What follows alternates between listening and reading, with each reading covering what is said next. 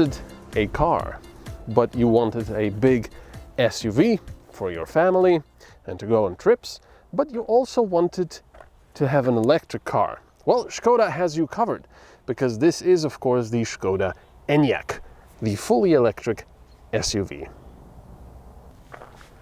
You've got everything you would expect from a car like this. You've got LEDs at the front, you've got radar cruise control, you've got this fancy plastics here that I don't much care about. You've got a big infotainment screen. The size of the actual car is actually quite imposing. I think it's a little shorter than a Kodiaq, but it feels bigger.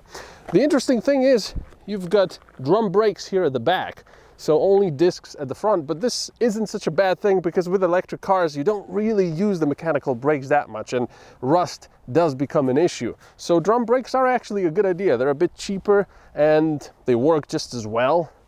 And there you go. You've also got LEDs at the back, and of course it has to be an electronically opened trunk with a fair bit of space.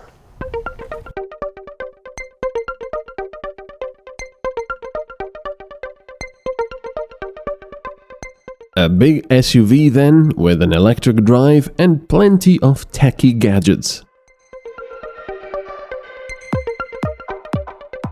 If we're talking about size, you can get 19, 20 or 21-inch alloys. Even so, the wheels still have a bit of material on them, so you're not going to be driving on mere smears of rubber.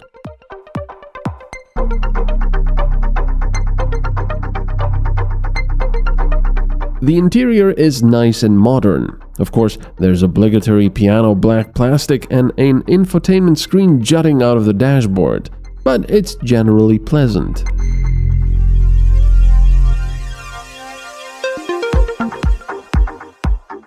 There's a small instrument screen behind the steering wheel, and you do have a heads-up display available, which was not selected in this model.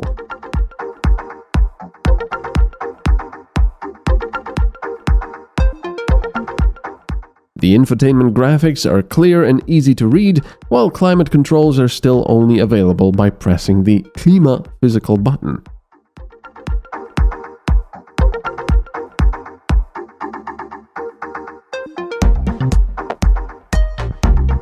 The gear selector is just a small switch, which has some nice mechanical feedback, and you get used to it quickly. The seats can be wrapped in cloth, leather, or a combination, as the Enyaq offers several packages.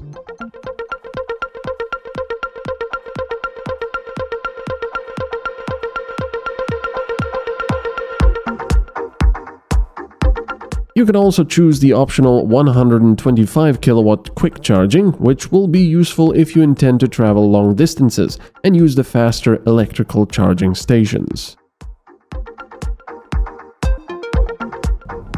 My colleague really does not like the fact that in front of you, behind the steering wheel, is a very small digital screen, which is basically your instrument cluster. And you don't really get a tachometer and such with an electric car because you don't need it.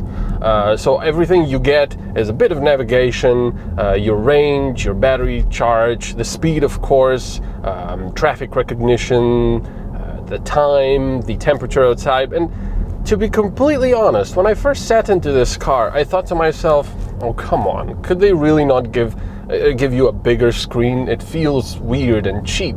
But actually, after just a very short 2 days of driving this, you completely get used to this. You do. And I don't mind it, in fact. I actually quite like it. I think it looks somewhat futuristic because it's such a small display. I don't know, maybe if you've seen those old sci-fi movies from the old days, they usually had a small screen.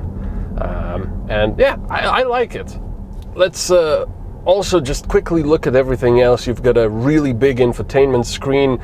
I don't like the fact that it's one of those pretty much TV screens or monitors, however you like, jutting out of the dashboard. I would much rather see it sort of incorporated into the dashboard. I don't know. I don't like this style, but I do like the graphics. They're very nice. The main processor, the CPU, could have been a bit faster, to be honest. Some of the stuff takes a while after you click on it, and it chokes on it a little bit, but it's not a big deal. And I even don't mind the stupid touch controls for the climate control. It's usually set it and forget it. And I do have to say that the heat pump that's in this works very nicely. I've got it set to 19 degrees, it's pleasant, it's nice. I even have a heated steering wheel. This one does not have the option of heated seats. You can get it, but this particular car doesn't have it, but I don't really mind it. So yeah, it is very nice. You've got navigation here, media control, all of that stuff. The only weird thing, and I think that's a software issue, I wanted to look for the moon chargers, because we only got a moon charger card to charge this card at charge this car at the moon chargers, because of course electric cars, at least right now, aren't like your normal vehicles with internal combustions where you can just pull up to a gas station and fill up and pay with a normal card. No, you have to have a subscription, and usually you have to pay monthly subscription to actually be able to charge at these specific chargers that they have. It's just a mess. Anyway, so we have that, and I wanted to look for all the chargers around, and I couldn't. It only showed me all the chargers in Austria, but not here. So I'm assuming it's some kind of an issue with software, it has to be updated or whatever. So I just put the Moon Charger application on my phone. Thankfully, you don't need to register anything. You don't even need to give it its your location if you don't want to. You just need to have data. So yeah, then you can see where all the Moon Chargers are, what their power is, or speed of charging, and of course whether they're occupied or not. But let's get to the most important thing that probably everyone is wondering about: the range. Because with electric cars, they usually don't have nearly as much range as internal combustion engined cars have, because those have a big fuel tank with a lot of specific energy in that fuel, and well, batteries aren't quite there yet. So this is the model with the bigger battery pack, the 80 kilowatt hours, which is a heck of a lot of power. And it also shows, yes, it is a big car. It's not as aerodynamic as, say, a smaller family car. It is also heavy. Of course, all electric cars at the moment are, because of the batteries, mostly. But yeah, I'm actually very impressed with the range. Right now I've got, how much do I have left? 80% battery, and it says I've got about 350 kilometers of range left. Now that is bearing in mind that I did very little, well actually there was a bit of highway driving, but not that much. So of course electric cars are happier at lower speeds.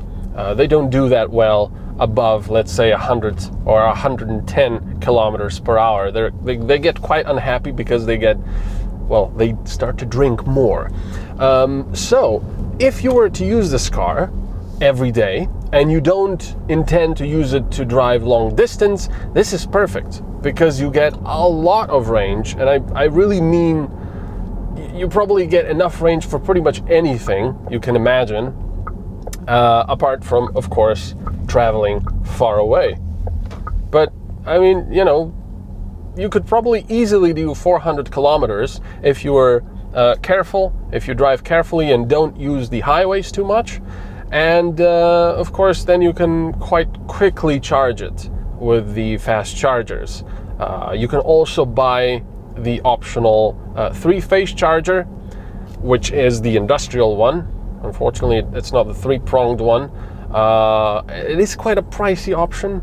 That's one of the things that kind of bothers me with this car. The heat pump, for example, which makes sure that the battery's life gets longer because it keeps it at the optimal temperature and also helps with the heating and cooling.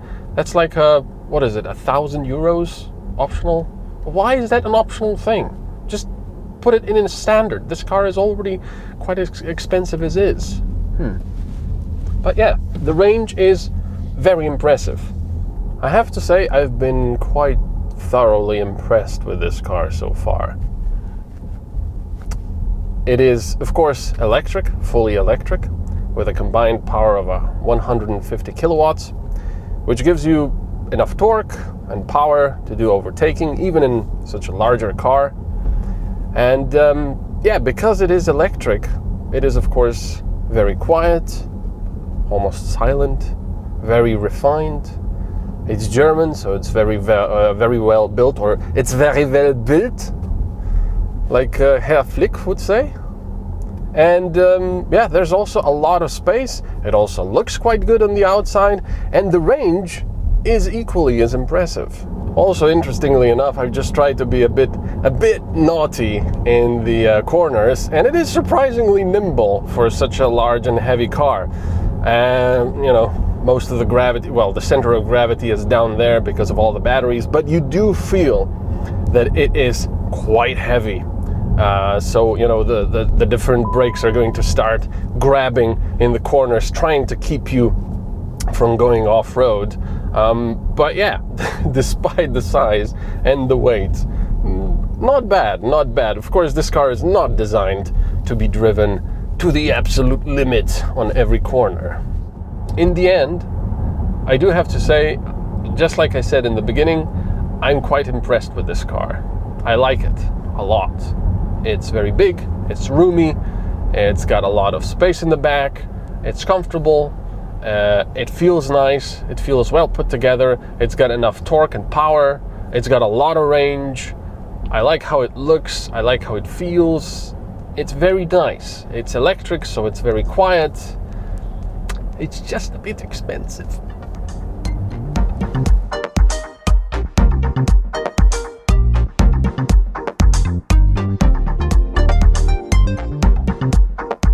Skoda Enyaq starts at just over 42,000 euros. For the model with a bigger battery, 150 kilowatt electric motor, and practically all the extras, you'll pay 68,000 euros.